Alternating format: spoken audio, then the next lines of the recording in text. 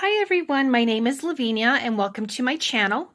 Today I'm going to show you how to make some charms using these wooden tiles.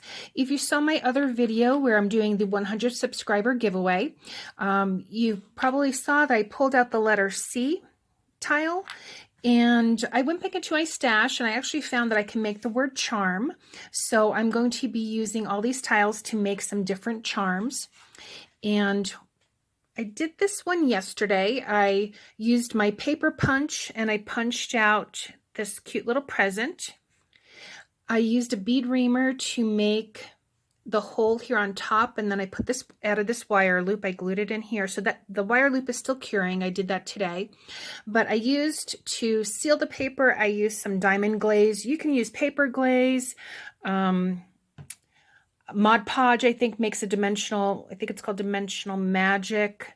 So anything to go ahead and seal that paper. This one I like because it actually adds that little bit of a shine to it. I think the Mod Podge does as well. So this was my letter A.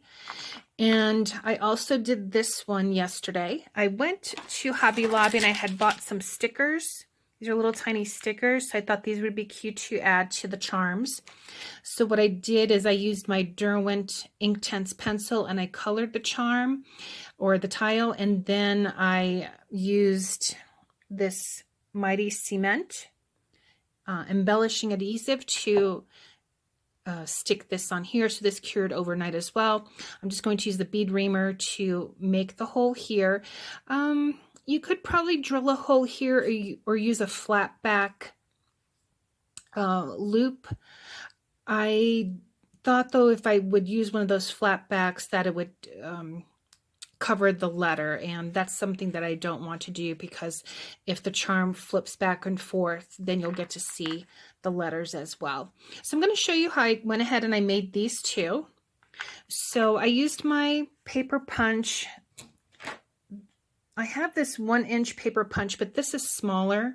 So when I put the paper, I centered it to get this little peppermint candy. And then I placed it over the tile. It was a little bit larger. These are smaller than 1 inch. So I bent over the paper, and then holding it this way, I just took a pair of scissors and cut off the excess to get the exact size. So what I'm going to do first is, now this is not directional, but for example, this one was directional paper. So you would just want to make sure that, well, I guess you would just want to make sure that it's directional on both sides. To hold the paper down, I'm just using this Elmer's glue stick. I'm going to put a little bit on here.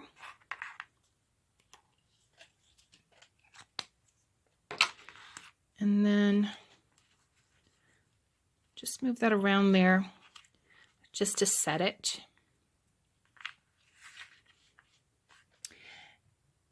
And you could drill the hole before or after. I did it after it cures. So now I'm just going to take the diamond glaze and just put some here on top. There might be bubbles that form. You could always take a pin and pop those. I just try to rub across, but there might be some little tiny bubbles that remain in there. And again, if you wanted to take a pin and pop those, you could. One way to avoid getting many bubbles is to avoid dripping it from or having it fall from the top. I place it on the tile or on the paper, and I just move it around, and I try to come to the edges as well. And you can always add a second layer after it dries if you want to make it more dimensional. I just try to see where there's some empty spots that I have not come in contact.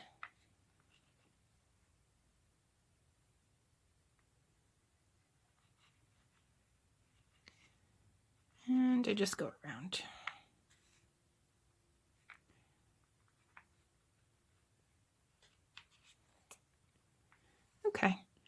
So just going to let that cure.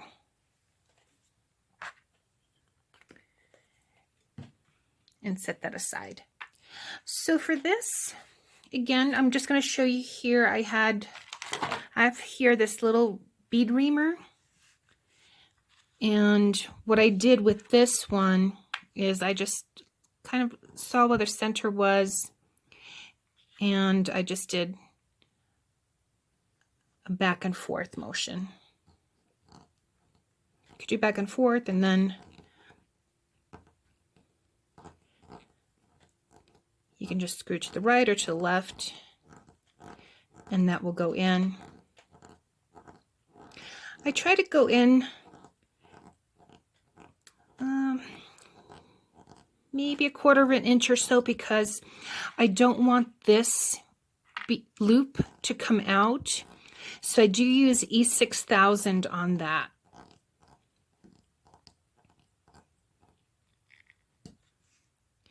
And if you don't have a bead reamer, again, you could use a flat back finding, or you can, if you have a small drill bit, maybe drill a hole on the corner or on the top, on the top section of it. But I'm just going to use this. And I bought this at Hobby Lobby. I think they have different types of, sets. I think that I bought this one by itself. Because sometimes there's beads that have, their holes are not complete. So using the bead reamer helps when you're stringing beads, get rid of that stuff that's on the inside of it. All right, so let's see. Just gonna go a little bit further down. And as you can see, it doesn't do anything to the tile itself because it is such a small hole.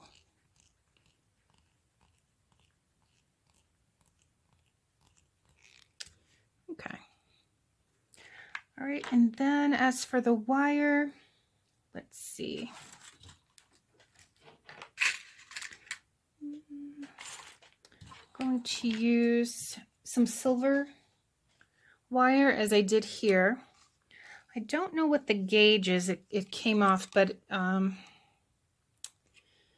might be maybe a 20 or an 18. And I'm going to cut off about 2 inches. Oops, sorry about that. 2 inches there with my wire cutter. And before I glue it, I'm going to see if that's deep enough, and I think I'm going to do just a little bit more, because I just don't want this to pop out. So the more opportunity I have to put the wire in there with the E6000, the better. Okay.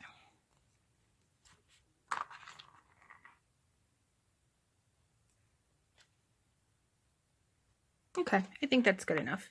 So what I'm going to do now is, again, with this in here, I just have some round nose pliers.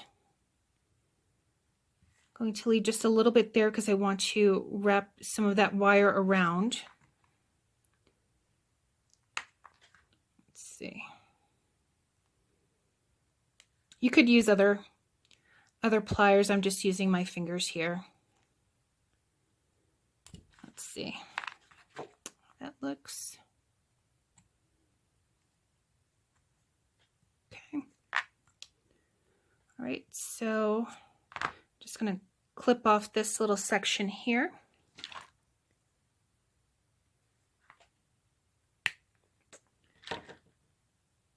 I cup it in my hand so the wire doesn't go flying all over the place. And then you see this little piece here. Sometimes this can be scratchy, so you could either file it, or I just have some flat nose pliers here. I'm just going to see about flattening this all in.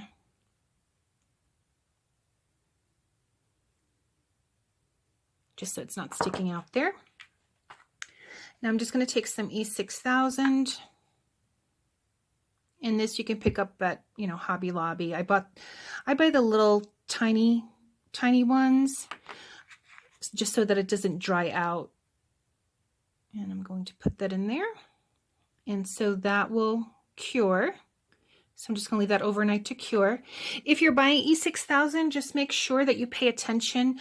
They sell it in clear, but they also sell it in white. So if you're going for, you know, if you need it to be white, then that's fine. But if you, for example, I wouldn't want it to be white on here. I like the clear option there. So there's that. And I thought I would also use some of these flat back jemmies that I had shown you. So with these, let's see. I think I might use, well, we could still put the diamond glaze on here. It'll just make it shiny. A little bit of that.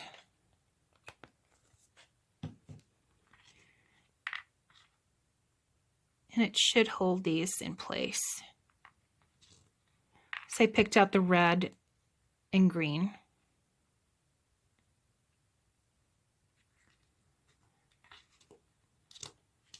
Let's see.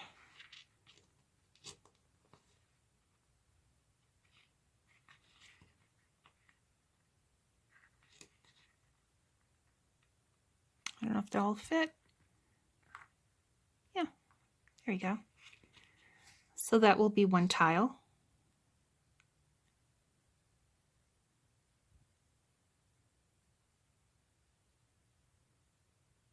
Okay, so that's that one.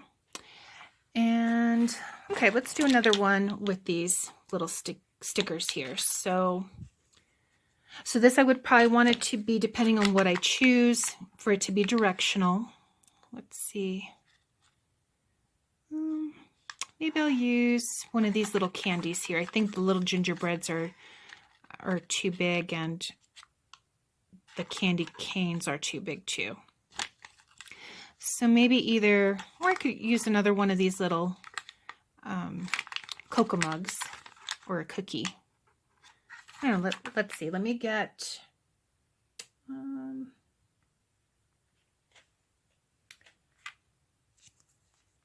don't know if I want to paint it or not. Let's see.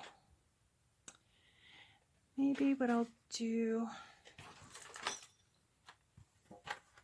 yeah, I'll go ahead and I'll just color the back of it. Maybe I'll use,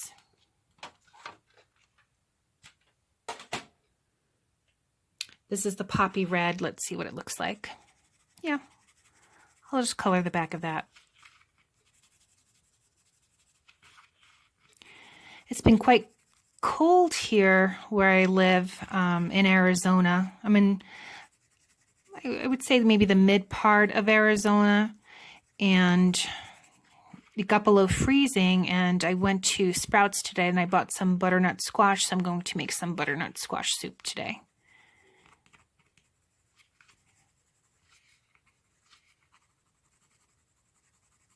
Okay, we'll do that, and let's see.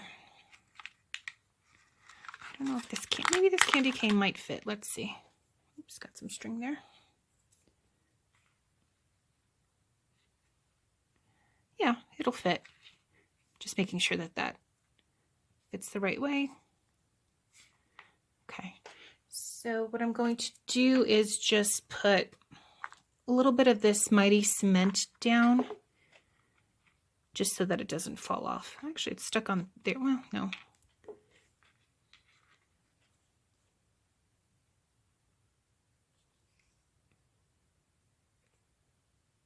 Just want to put, this is white, but it will dry clear. Just want to put a little bit on there.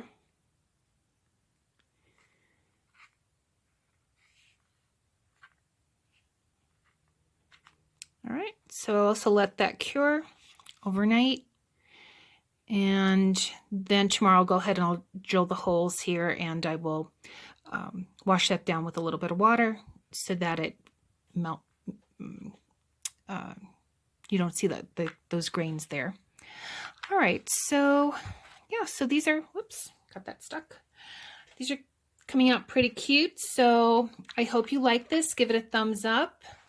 I think I put my finger on there, so I will put a little bit more diamond glaze on it. I hope you subscribe to get the future tutorials. Let me know what you think. Sorry, I hit the camera there. But these are cute little charms, I think. So, all right, everyone. Hope you like this tutorial. I hope you subscribe, and I will see you in the next video. Thanks so much for watching, everyone. Take care.